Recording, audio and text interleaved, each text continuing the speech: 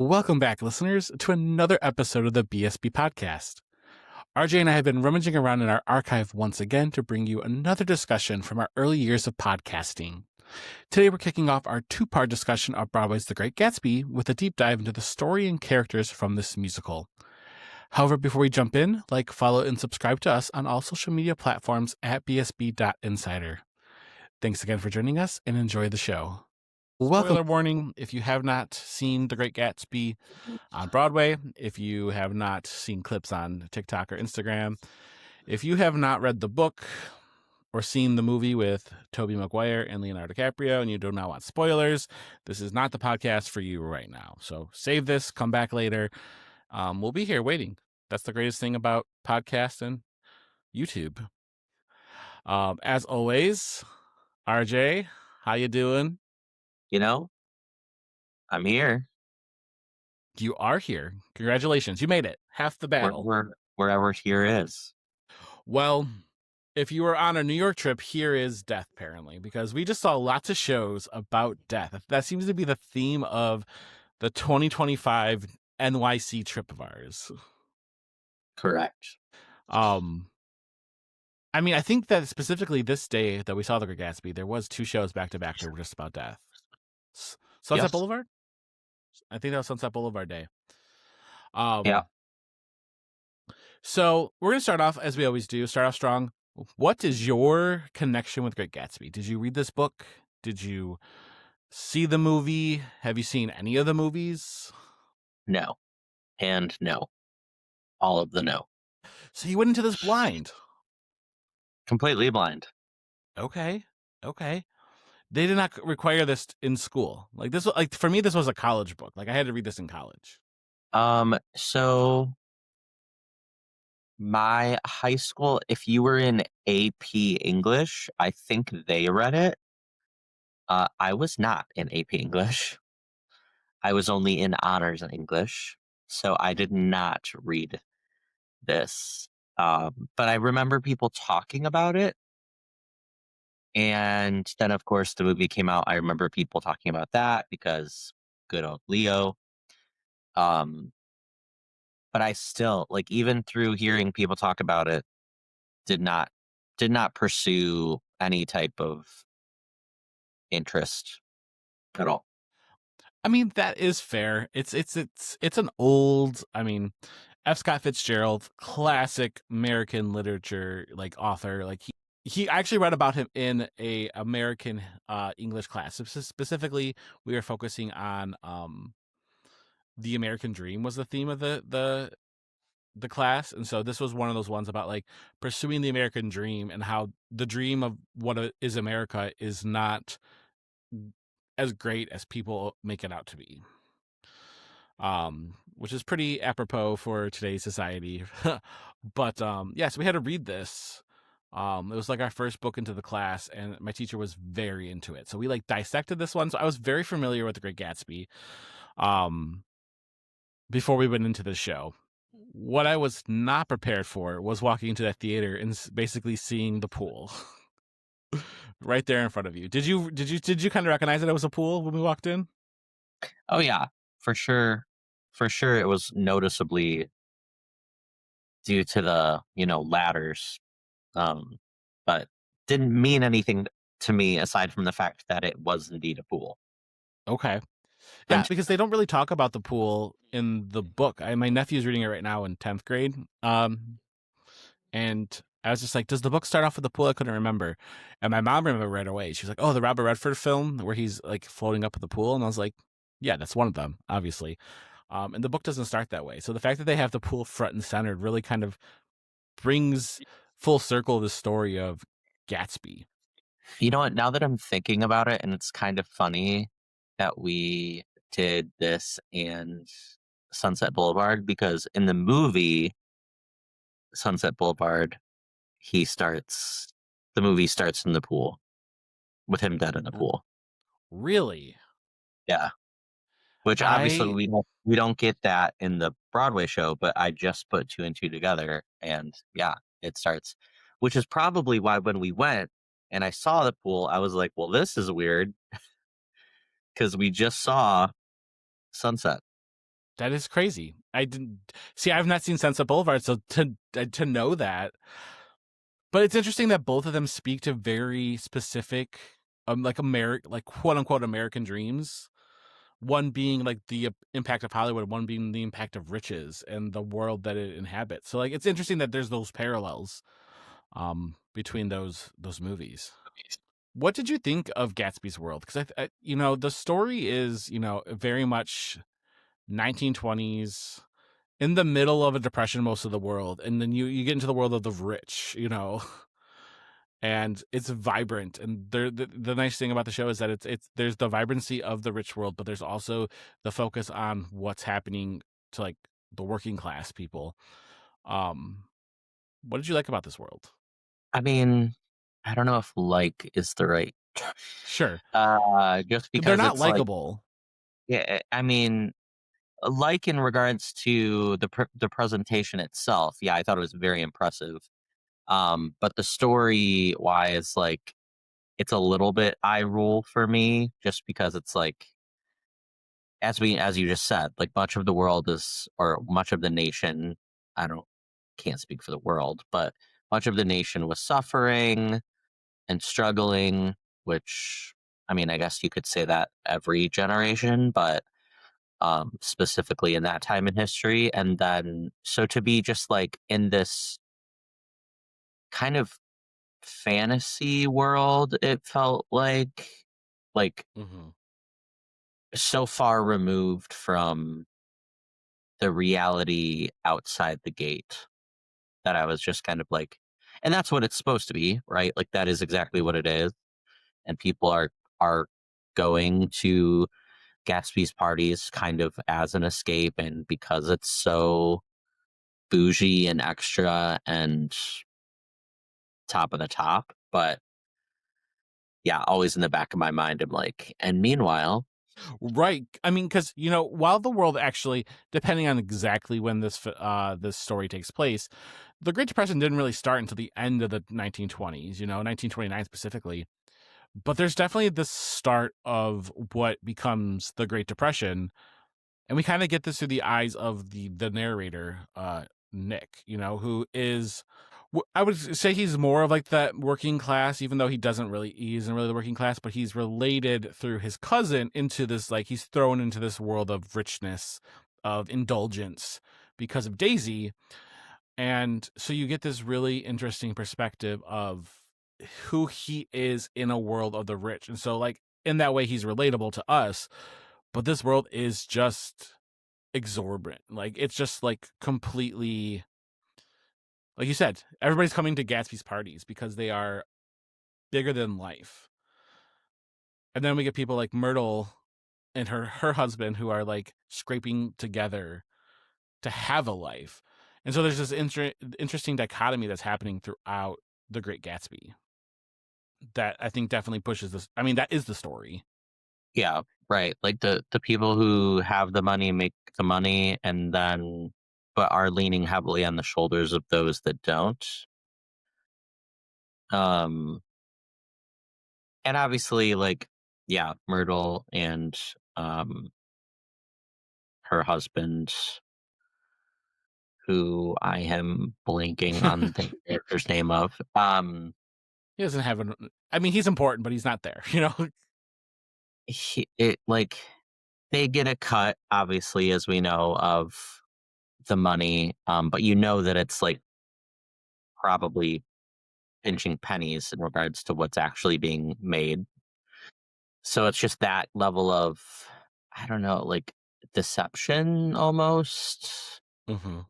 because yeah, those just the grandiose party after party, exuberance after one after the other, and then meanwhile these people are just trying to literally keep food on the table, Mm-hmm. keep a business. Like when you talk about the American dream, yeah, you see both sides, because so much of the American dream supposedly is built on like owning a business and being an entrepreneur. And then you have the flip side with Gatsby, who, yeah, he's kind of doing the same thing, but also he has like all of this support from obviously shareholders and Mm-hmm. um, other sorts of folks. So it all depending on the lens of which we're looking, the American dream can look substantially different. Something interesting you brought up there is deception, which, in my English class, let's pull back on my degree there. You learn that Nick is an unreliable narrator because of the way he's viewing things, and specifically because of how he feels about Jay Gatsby. But the fact of deception, because there's many layers of deception to this story, between the rich and the poor, and between who's telling the story and like who's the villain and who's to blame here for all these things. And I think ultimately I left the show kind of feeling like no matter what story you were kind of listening to, everybody's kind of awful. Like I think that's like kind of like the American dream of this story is everybody is out for themselves and everybody is trying to get a leg up, and everyone wants to live this extravagant life, but nobody's willing to, like, they're willing to step on the neck of somebody else to get there. It's kind of how that I mean, feels. the narcissism still runs through and through, even to today's time, right? Like Mm-hmm. we're looking out for number one, and if we happen to help somebody else in as we're going along that way, great. Mm-hmm. Um, and that's like a pretty pessimistic way of looking at life, but unfortunately can ring true. That's why we have such substantial the discrepancies of low income to high earners is so Mm-hmm. great because of things like that. So it's same, like it doesn't it's been happening since basically the beginning of time, right? For sure. So I think along those lines too, something that this does interesting is that this show talks about, and I don't remember this from the book. I don't remember this specifically from the movie as well, but there is an emphasis on old money and new money, specifically in the world of the rich. In fact, we have one song that talks about it. I'm sure anybody who's been on TikTok recently knows the song because it's everywhere. But it's interesting because it's almost like that song and in the dynamics of the Great Gatsby, old money doesn't have as much to worry about. Like old money is like the class system within being rich. Like the new money doesn't have to worry. They can have fun. They can go and do all these things. They aren't building an empire. They're just kind of like, they are benefiting off of cheap ways to become rich. At least that's kind of how it felt in the show. And that's kind of what I was picking up on. But there's this interesting, like, Jay's way of getting rich compared to Tom Buchanan's way of getting rich. yeah, and the classism, right? Like you will never reach the level at which I am because you are old versus new, right? So even within its own, what may be perceived, right, as rich versus poor, it's a richer rich and a poorer rich. Yes. uh, and that can happen. It's a sliding scale, right? That's why we have, even now, what we consider middle class, upper middle, lower class, like it's Mm-hmm. just all these terms for things that really kind of mean the same thing, and the fact that we're trying to separate ourselves or separate different classes of people because somehow that matters, even when it really doesn't. Sure. And even in the way that they approach their problems. Because I'm thinking of, like, when you look at Tom seems to have come from money. He seemed old money. Like, specifically, he didn't like Gatsby because he was new money, but he thought he could buy his way through his problems. He thought he could buy an apartment for Myrtle in the city. He could buy her a tennis bracelet and everything was going to be okay. And then you have Jay, who threw parties that he didn't even come to bring people in, to bring a community in, specifically to bring Daisy in, is kind of the idea. But the new money almost seemed like a party and like a community, and like we are in all in this together. where Tom was very much the what is mine, and nobody gets to kind of touch that. Like a very like an empire versus the opposite of an empire, a party, you know? Yeah, I mean, it's almost like the business in the front, party in the back. The Um, mullet. yeah, it just I think the familial pressures of wanting to continue, like you said, like an empire versus being completely untied to really anything or anyone and just saying, I'm going to do what I want because I can. Sure. Absolutely. So with this story is a very human centric piece. Yes, there's great music, there's great performances, there's dazzling sets. That's part 2. We're here to talk about the people. Specifically, let's talk about the person we came to see the show for. We got to see Jeremy Jordan in his final Gatsby performance. Did you think it was going to be a absolute like the people there were like everybody was there for them, which I guess that's why we were there. We were there for Jeremy Jordan. It felt like a concert almost, the way that the audience responded to having Jeremy on stage and performing. Have you ever been to a final performance and ever had that feel? Did you expect that? No, that was a first. It was different. I can't say that I'm completely shocked because his following is so strong. And he is just such a staple in the Broadway realm. Mm-hmm. But I don't think I expected it to be so much. Like after I get like, it is normal. Like the first time that person comes on stage, for them to get some type of ovation makes sense. That happens on national tours too. But Sure. basically, I feel like anytime he had a maybe like solo performance, it was just like waiting, because the ovations were so long. And then, I mean, obviously, he didn't do a curtain speech.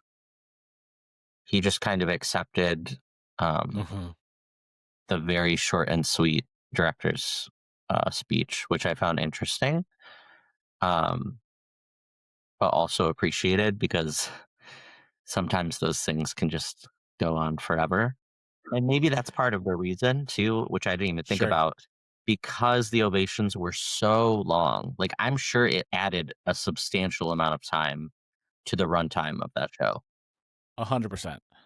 which Like when he means you're first come everybody more. because like specifically when he comes out on the stage, I think that he stood there for it felt like at least 5 minutes. Like he was standing there in the Jay Gatsby stance, and you were like, "Oh, we are never gonna stop screaming."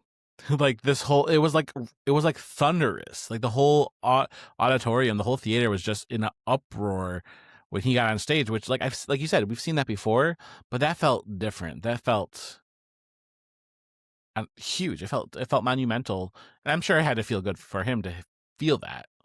Yeah, it does make me curious, like if that's just normal for him, period. Like just if that's what level he is. Like so even, and maybe it was a little bit extra with it being his last one, but it's not like he's done with Broadway. Like he's going over the Kennedys or the not Kennedy, Lincoln Center, Yes, to do a show. So he's just moving on to the next thing. Um, but I am curious, like if there was a comparison of what an average day with him in show looks like, and then what a last performance feels like. I'm sure. I mean, so the interesting thing about Jeremy Jordan for me is I didn't know who he was until Supergirl. I did not.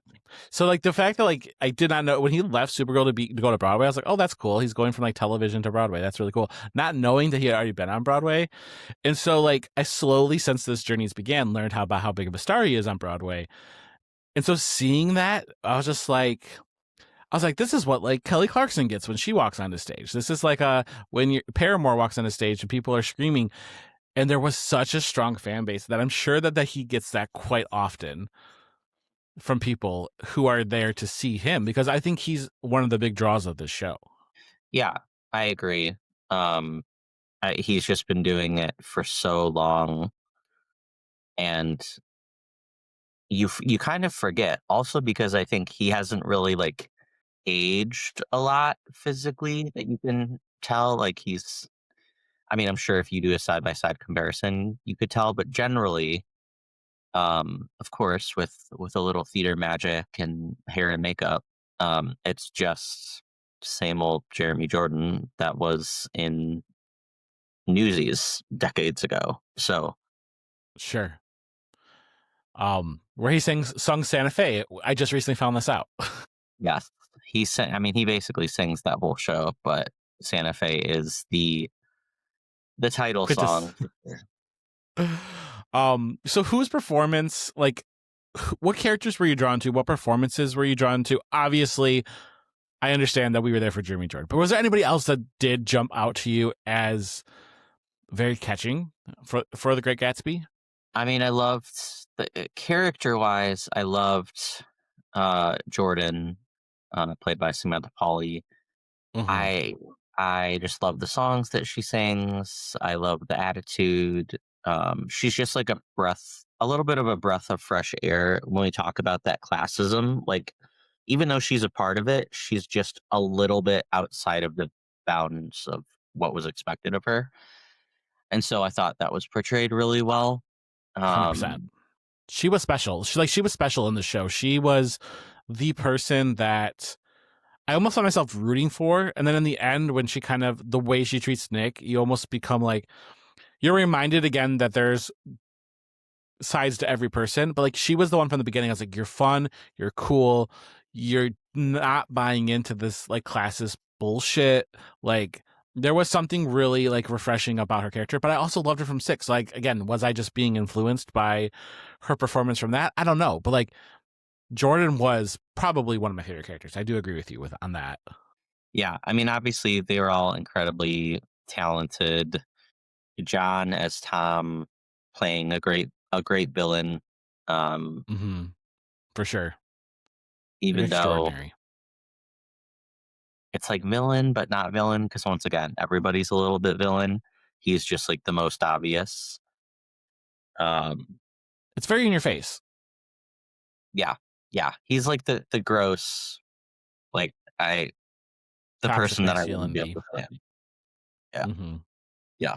So I do have to give a shout out to Sarah Chase, who played Myrtle, who I did not think I was going to like, but Myrtle had this level of, she was like the poor version of Jordan. She was like sassy and she had a personality and um, she actually had like a backbone, and a lot of people tried to push her around because of that. And so, also my applause to Sarah Chase, who, when she began this role and then she went through a cancer diagnosis and left the role and came back and just like singing those songs and pouring her heart out, like there was such a rawness and realness to Myrtle that I think that is a testament to Sarah Chase's acting abilities and the journey she's gone through in this role and how that had to influence it at some time somehow. So I did love Myrtle as well. And of course, where would we be without our ensemble? I mean, there was a lot of people on the stage dancing, moving, big flashy numbers. I mean, there was a lot of excitement that the cast brought to this story that um, I think the Great Gatsby owes a lot to the cast. yeah, I mean, you have those massive numbers. You can't do a number like New Money without a ton of folks, and it does give you a few of those like old timey, like big band musical dance breaks. Um, so it was on top of just the random, all of the extra um, roles that you don't quite notice, but they are substantial in regards to taking things on, pulling them off. I'm thinking of the scene where Gatsby is prepping for the lunch at the cottage, and they're just running on and off with 5,000 different things. Um, For sure. Can't do it without them. Absolutely. And so that concludes our story discussion and character discussion of The Great Gatsby. But be on the lookout for part 2, where we'll be discussing some of the technical aspects of the show as well as the music, and kind of giving our final verdict on, is The Great Gatsby a good show to see on your trip to NYC? And so thank you again for listening and joining us here in our box seats till the next curtain call.